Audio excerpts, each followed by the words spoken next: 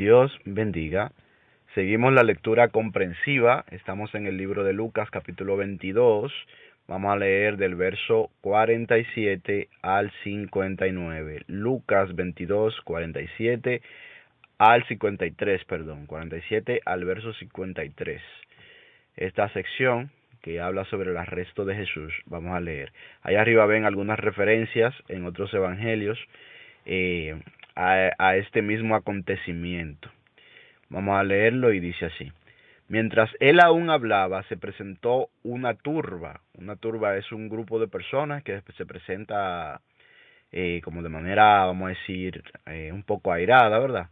Un grupo de gente que se presentan como una manifestación o algo así, pero es una turba, es más bien como un grupo de personas con no muy buenas intenciones, ¿verdad?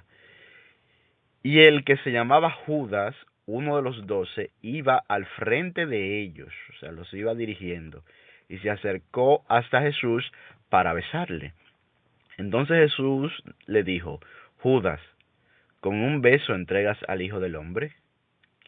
Viendo lo que estaban con él, lo que había de acontecer, le dijeron: Señor, ¿heriremos a espada? Es decir, los siervos que estaban con Jesús, los que estaban con él, que le seguían, ¿verdad?, le preguntan si herirán a espada, es decir, si usarán la espada para pelear. La espada, no la espada del espíritu ni la palabra, sino la espada que mata físicamente, ¿verdad? A esa espada se refería quienes le preguntaron. Entonces, Jesús le dice, vamos al verso 50 y dice: y uno de ellos, de hecho, dice, uno de ellos hirió a un siervo del sumo sacerdote y le cortó la oreja derecha. Es decir, ellos le hicieron esta pregunta a Jesús, pero uno de ellos agarró la espada, ¿verdad?, y fue a donde el siervo del sumo sacerdote, es decir, a donde una persona muy cercana al sumo sacerdote, y le cortó la oreja derecha, es decir, inmediatamente le atacó. Entonces, respondiendo Jesús dijo: basta ya, dejad. Y tocando su oreja le sanó. Es decir, aquí vamos viendo algo de lo que hemos aprendido ya de Jesús, que es que Jesús no está de acuerdo con el uso de la violencia. Jesús no aprueba el uso de la violencia. En el reino de los cielos, en el reino de Dios, esto no es aprobado. Bien, sino que debemos de ser mansos. Entonces Jesús no aprobó esto. Jesús le había dicho a ellos que tuvieran espada, pero ellos no lo habían entendido. Ellos habían entendido, algunos habían entendido que se refería a una espada física. Jesús estaba hablando de que estuvieran preparados con la palabra, porque esta es la espada que él carga, la palabra, que divide, ¿verdad? La palabra, la espada del Espíritu y la espada de la palabra. Bien, entonces, pero algunos siempre piensan que su revolución es una revolución como las revoluciones de los hombres, que son por medio del uso de la fuerza, y no es así. Bien, entonces vemos que Jesús efectivamente los reprendió al decir basta ya, y tocando la oreja le sanó, es decir, revirtió el daño que había hecho uno de sus seguidores. 52. Y Jesús dijo a los principales sacerdotes, a los jefes de la guardia del templo, esto es congruente, voy a repetir algo sobre lo que acabamos de leer, con lo que hace Jesús, porque Jesús no vino a perder las almas, dice él, sino a salvarles, es decir, él no vino a herir, sino a sanar. Bien, ahora sí, seguimos leyendo en el 52, dice: y Jesús dijo a los principales sacerdotes, a los jefes de la guardia del templo y a los ancianos que habían venido contra él: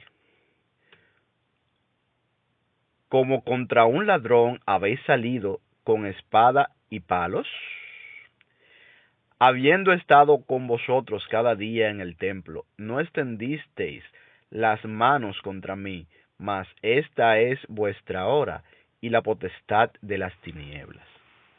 Amén. Entonces, ¿qué le está diciendo Jesús? Jesús le está diciendo que en todos aquellos momentos en que lo tuvieron de frente, que le era muy fácil atraparlo, no lo hicieron. Ellos no lo hacían porque tenían temor del pueblo.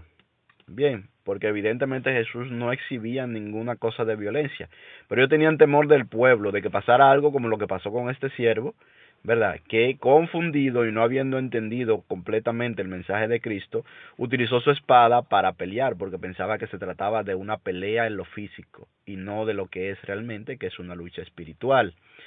Entonces, esto temían los sumos sacerdotes de que la gente, ¿verdad?, se saliera de control y ellos tratando de atrapar a Jesús, la gente se le fuera encima.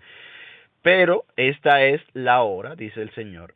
El Señor ya había dicho que el príncipe de este mundo, es decir, el que está detrás de los gobiernos, el que controla el dragón, que es Satanás, el que controla la bestia, que es el Estado, con la cual fornican la ramera, que son las religiones de obra, las religiones, eh, estas religiones de obras, como el fariseísmo, ¿verdad?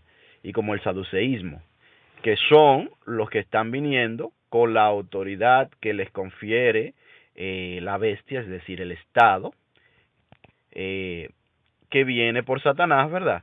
Vienen entonces en esta hora. ¿Por qué es que dice esta hora, la hora de las tinieblas? Porque llegó el momento en que vino, como Jesús había dicho, el príncipe de este mundo, y que le había sido dada la potestad para llevar a Jesús a la muerte. Bien, para poder atraparlo. Esto es lo que sucede. Se le dio el permiso al enemigo de hacer esto, y cuando el enemigo obtiene el permiso de hacer esto para que se cumpla toda justicia, entonces ellos, que son sus siervos, aunque no lo saben, entonces pueden hacer su obra. Esto es lo que ha sucedido aquí. Esto es, tal vez puede parecer un poco profundo, pero ya lo hemos estudiado bastante aquí y lo pueden verificar. Podemos, bueno, no está de más que lo volvamos y lo repitamos. Miren qué es lo que sucede. Lo vamos a repetir. El Estado, cuando la Biblia no habla de bestia, nos está hablando del Estado, de gobierno, ¿verdad? ¿Pero qué pasa? Que estos gobiernos están bajo la potestad del maligno, es decir, están bajo la potestad de Satanás. No que Dios no tenga potestad sobre ellos, porque el mismo Dios tiene potestad sobre Satanás, sino que en el mundo, los gobiernos del mundo están bajo la potestad de Satanás, del dragón que es la serpiente antigua y Satanás. Entonces estos estados son la bestia, son lo que son representados en la Biblia como bestias, ¿verdad? Entonces estas bestias bajo el dominio de Satanás hacen su voluntad, es decir, hacen la voluntad del enemigo. Muchas veces también hacen la voluntad de Dios. ¿Por qué? Porque Dios está incluso sobre el mismo enemigo. Bien, entonces no hay nada que el enemigo pueda hacer sin que le sea otorgado el permiso de hacerlo. No es que Dios quiera que el enemigo lo haga, sino que el enemigo ha adquirido esta autoridad del mismo hombre. Es decir, el hombre, Dios le dio esta autoridad al hombre y el enemigo y el enemigo engañó al hombre y el hombre le cedió esta autoridad en el jardín del Edén. El hombre le cedió la autoridad de los reinos de la tierra a el enemigo. Entonces, el enemigo Satanás tiene esta autoridad.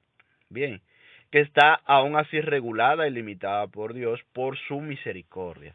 Entonces, siempre va a llegar la hora de la potestad de las tinieblas mientras estemos en este mundo.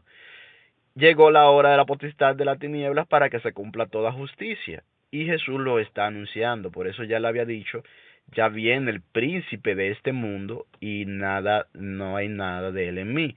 Hasta ahora no le había sido permitido, ¿verdad?, ejecutar su obra en contra de la persona de Jesucristo.